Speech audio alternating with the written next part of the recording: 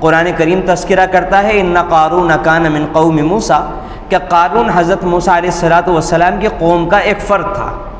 اور روایتوں سے پتہ چلتا ہے کہ یہ شخص حضرت موسیٰ علیہ السلام کا نہایت قریبی رشتہ دار تھا، آپ کا چچا زاد بھائی تھا۔ فبغى علیہم، لیکن اس کی حالت یہ تھی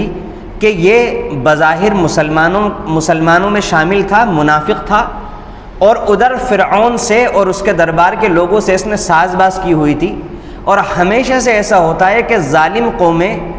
کسی بھی قوم پر جب ظلم کرنا چاہتی ہیں تو اس قوم کے ایمان فروش، ضمیر فروش لوگوں میں سے کسی کا انتخاب کرتی ہیں،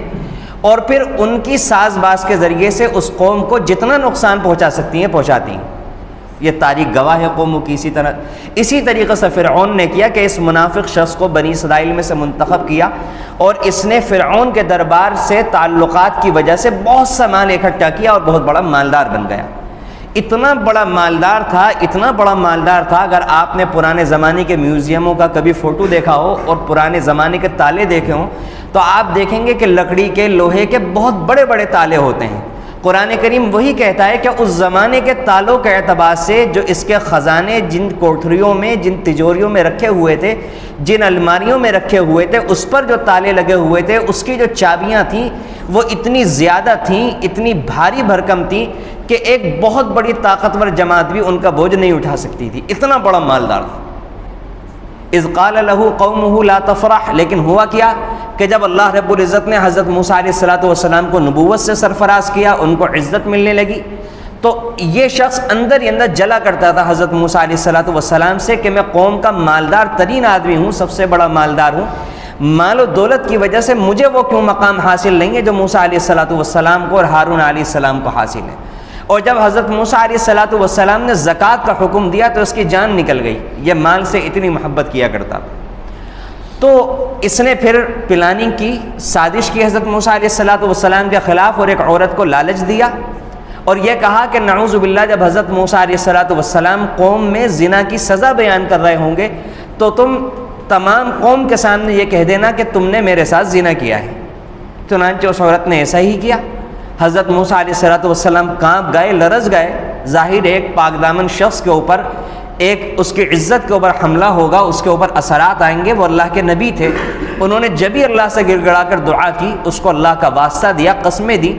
اس قسموں کی برکت سے، ان کی دعاؤں کی برکت سے اللہ تعالیٰ نے فوراً کے فوراً اس عورت کے دل کی حالت کو بدلا، اور اس نے فوراً پوری قوم کے سامنے اقرار کیا کہ ایک سازش تھی اور موسیٰ علیہ السلام کا معاذ اللہ ایسا کوئی معاملہ نہیں ہے۔ اب حضرت موسیٰ علیہ السلام نے اللہ رب العزت سے بددعا کی قارون کے حق میں، اور اللہ رب العزت کے ہاں وہ بددعا قبول ہوئی، اور اللہ رب العزت نے زمین کو حکم دیا کہ اس کو نگل لے، اور اس کے خزانے کو بھی نگل لے، اور اس کے جو معاونین تھے ان کو بھی نگل لے، اور زمین نے اللہ رب العزت کا حکم مانتے ہوئے اس کا کام تمام کر دیا۔ تو اسی کا واقعہ قرآن کریم نے بیان کیا ہے کہ فَبَغَى عَلَيْهِ وَآتَيْنَاهُ مِنَ الْكُنُوزِ مَا إِنَّ مَفَاتِحَهُ لَتَنُوءُ بِالْعُصْبَةِ أُولِي الْقُوَّةِ إِذْ قَالَ لَهُ قَوْمُهُ لَا تَفْرَحْ، جب اس سے اس کی قوم نے کہا ایک دن یہ اپنی شان و شوکت دکھانے کے لیے اپنے پورے لاؤ لشکر کے ساتھ، اپنے خزانے کو لے کر، شاندار قسم کے کپڑے پہن کر، شاندار قسم کی سوانیوں کو لے کر کے نکلا اپنی شان و شوکت دکھانے کے لیے، تاکہ میں لوگوں کو دکھاؤں کہ موسیٰ علیہ السلام کی شان و شوکت سے زیادہ میری شان و شوکت ہے۔ تو ان کی قوم کے ایماندار لوگوں نے کہا لا تفرح، اتراؤ نہیں، مال و دولت پر اکڑ مت دکھاؤ، اتراوا مت کرو، ان اللہ لا یحب الفریحین، کیونکہ اللہ رب العزت اترانے والوں کو پسند نہیں فرماتے۔ اب اللہ رب العزت نے، میں بار بار جو بات لے کر کے آتا ہوں وہی بات دہراؤں گا کہ قارون ہماری امت کا آدمی نہیں ہے، لیکن اللہ رب العزت نے موسیٰ علیہ السلام کے زمانے کے ایک مالدار شخص قارون کا کیوں تذکرہ کیا قرآن کریم میں؟ 1450 سال سے قرآن کریم میں قارون کا تذکرہ کیوں پڑھا جاتا ہے؟ ہماری احادیث کے اندر اس کا تذکرہ کیوں کیا گیا؟ اس لیے اللہ رب العزت نے کیا تاکہ میں اور آپ، میں پھر کہوں گا تاکہ میں اور آپ، ہوتا یہ ہے کہ جب کوئی ایسی بات ہمارے سامنے آتی ہے تو شیطان فوراً ہمارا ذہن منتقل کرتا ہے کہ ہمارا فلاں رشتہ دار ایسا ہے، اس کے اوپر یہ والی قرآن کی آیت صادق آتی ہے، ہمارا فلاں محلے کا شخص ایسا ہے، اس کے اوپر یہ والی آیت صادق آتی ہے۔ اپنا جائزہ ہم نہیں لے پاتے،